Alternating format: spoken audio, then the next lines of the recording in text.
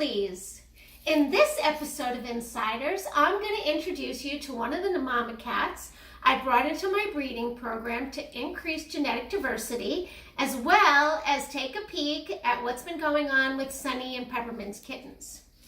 But first, and most importantly, let me introduce you to Mocha Blast Silhouette of Burmese, please, or Scylla for short.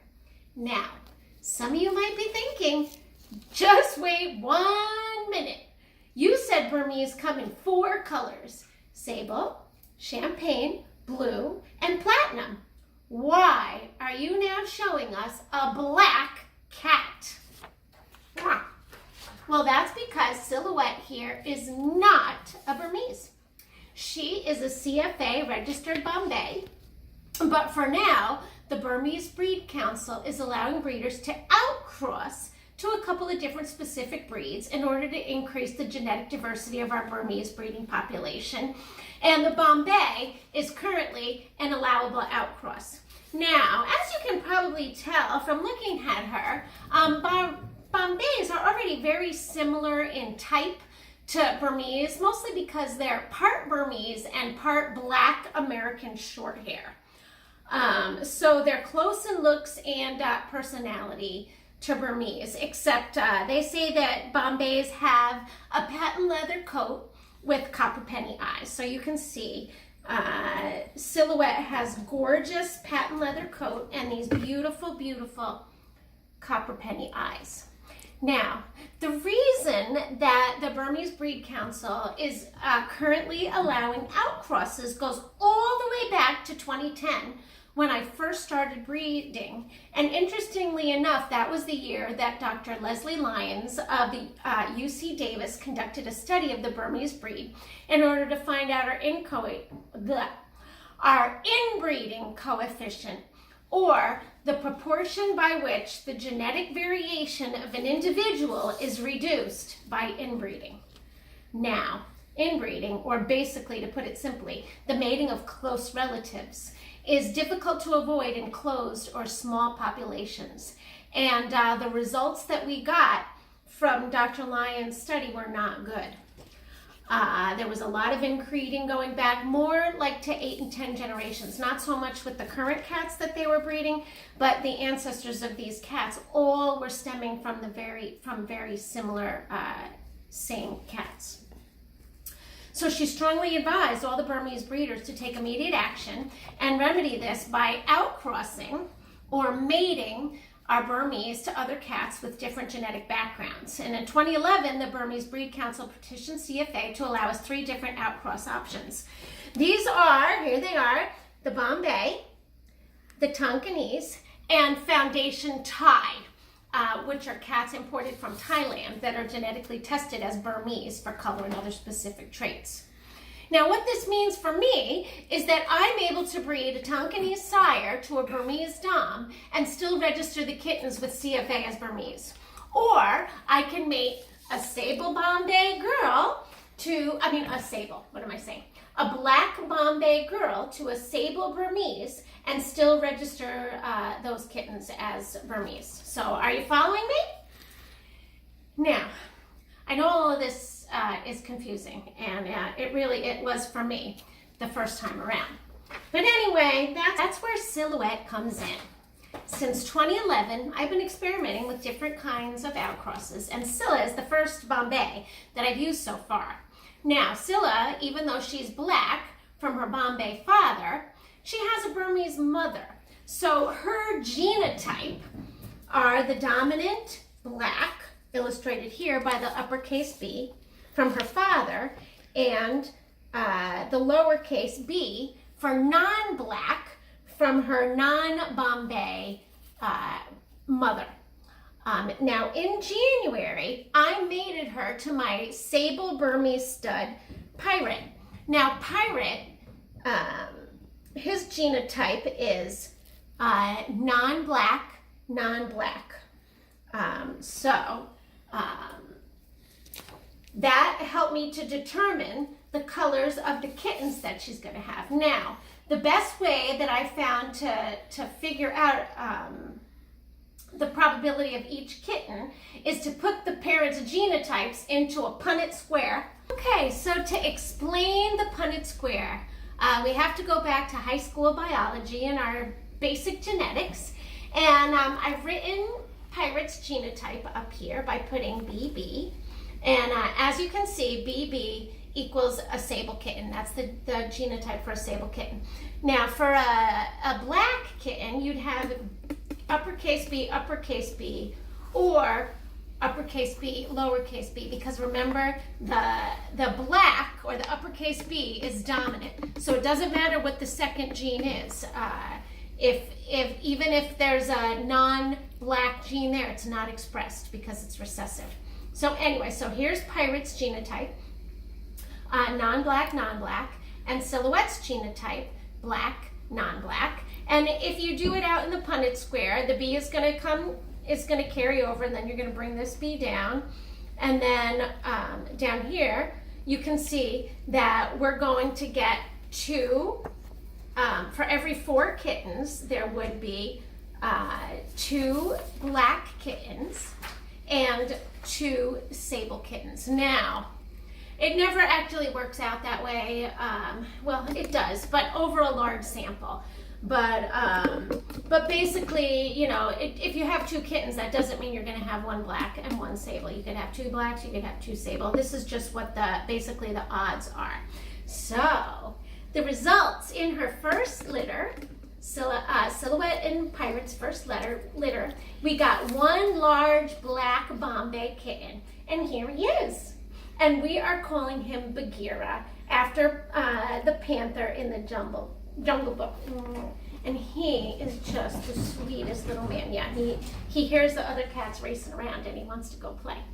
Now, even though he's half Burmese, because he's black with a genotype of uppercase B, lowercase b, or black, non-black, under CFA rules, he must be registered as a Bombay. Now, he has the shiny, shiny black coat and copper penny eyes, characteristic of his breed. You want to go play? You want to go play? Now, my ultimate goal in all of this is to keep a sable female kitten born to Pirate and Scylla. And as you can see from the Punnett square, her genotype will be lowercase b, or non-black, non-black. So if I made her to one of my Burmese boys, all of which have this same signature, all of the kittens that I have will have this non-black, non-black signature, and they'll all be able to be registered as Burmese. As you can see, it takes quite a bit of commitment. There he goes, off to the races. As you can see, it takes quite a bit of commitment to the health of the breed to work with outcrosses. It takes a lot of time and effort to work through the different generations and restore things like the correct color and type to the beloved Burmese. But the alternative of breeding the same old cats to the same old cats, resulting in inbreeding depression, which I'm going to show you. The results of inbreeding depression, or continuing to breed those same cats that I started out with in 2011, would be fertility issues, which I had a lot of fertility issues, just trouble getting cats pregnant, trouble coming into heat when I started breeding, low birth size, which means tiny, tiny kittens. It also means smaller litters, high kitten mortality, increased congenital defects like heart issues, hypertrophic cardiomyopathy, kidney disease. I had a kitten come in with hip dysplasia, all kinds of just things you don't want in the breed, and a shortened life expectancy. And normally Burmese are very long-lived cats, so I want to keep them with me. So for me, inbreeding depression is completely unacceptable, so I'm 100% committed toward outcrossing in order to restore the health of the breed. And that's my #1 priority. There's a lot of Burmese breeders that share my conviction, and I hope that you'll support breeders that are committed to outcrossing and hybrid vigor in their programs as well. Now, let's go upstairs and take a look at Sunny and Peppermint's litters. Here I am with Peppermint's kittens. As you can see, I only have 3 kittens, and it was pretty heartbreaking week last week. I did lose Coco Chanel, unfortunately, to this awful virus. But the other three are getting better and they seem to be pulling through. It was a really long week, a lot of fluids, a lot of syringe feeding, many times a day. And thankfully these guys are doing a lot better. They're eating a lot better. They're back up to their pre-illness weight, which is great. But here is little Miss, who's this? Vera. Here's little Miss Vera. Give her some kisses. Say hi, everybody. Yeah, they're a little sleepy right now. Time for an afternoon nap. Here is Calvin Klein. Say hi. Oh, you gonna jump down there, Vera? Oh, no. And here is little Laurel Birch. She's still the littlest, but she is hungry. This little girl is hungry.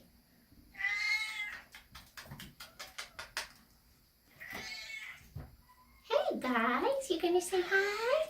But they're definitely looking better than 2 weeks ago when last we checked on them. And hopefully they'll just be getting better and stronger every day. And next week when you check in, they'll be going crazy and ready for their first vet exam.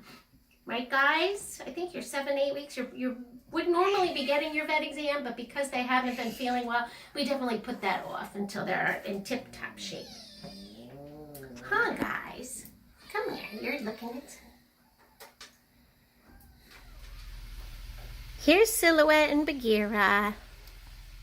Bagheera is wanting to nurse. And Tambuka is just sniffing around because he's Tambuka. And Silhouette is giving Bagheera a little love. Yeah, Buka's just trying to hone in on that whole act, the mother-son bonding. Right, Buka? Bagheera at 11 weeks absolutely does not need to be nursing, but he just does it for comfort.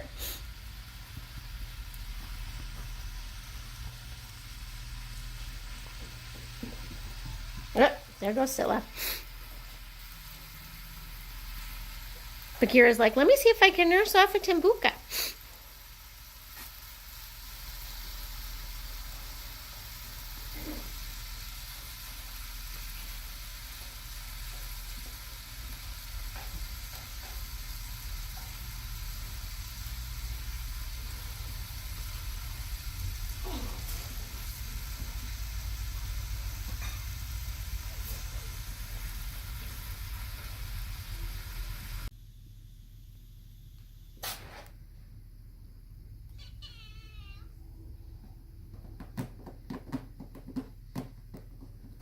Bagheera here thinks he's the king of the castle.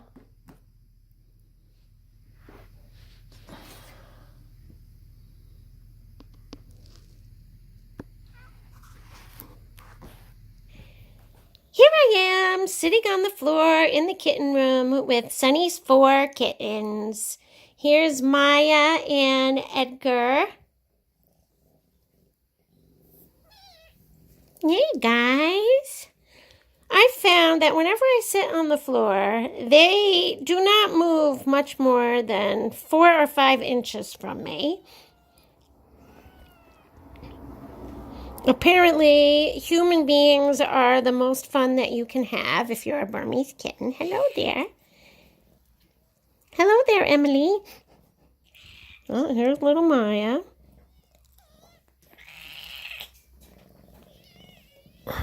Sunny saying hello.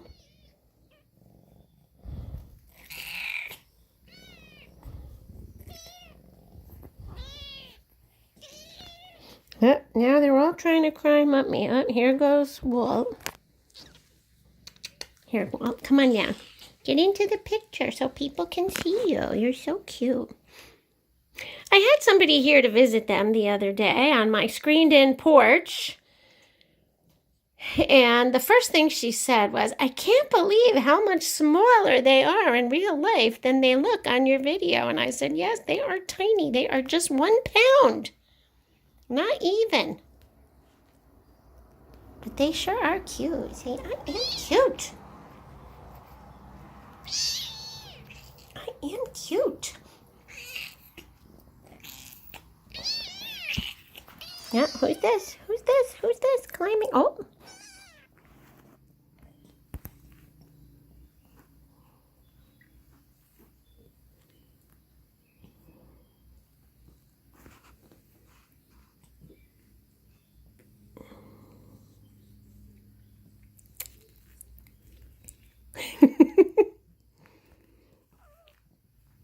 Yes, he wants to come see the camera. Oh, oh, kisses, kisses.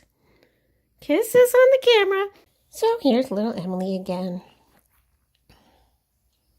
She thinks she'd like to have a little snack on my shirt.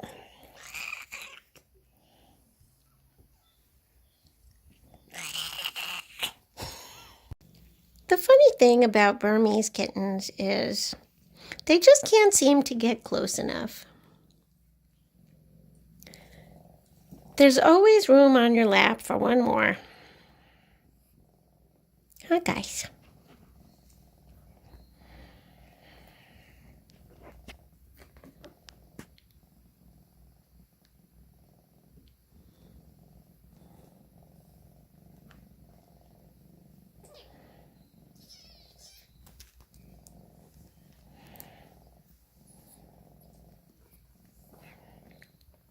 I already have one up on my shoulder. He's trying to play with the camera here.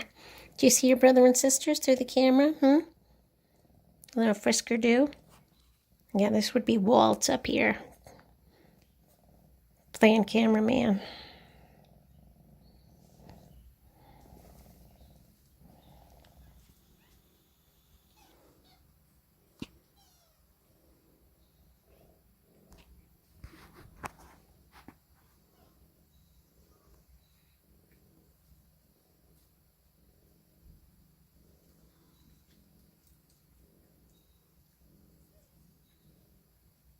Here's Sunny, just relaxing with her babies. They can't make up their mind if they want to play or nurse. I moved them out of their cage here. It was just getting a little bit too small, so I have their litter boxes in there, food and water, and a little more room to play. I moved Peppermint's kittens out. So these guys would just have their own space.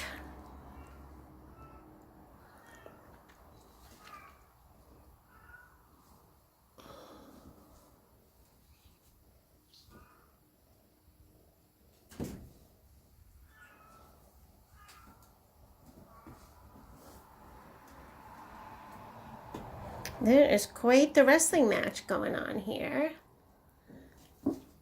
between Maya and Edgar.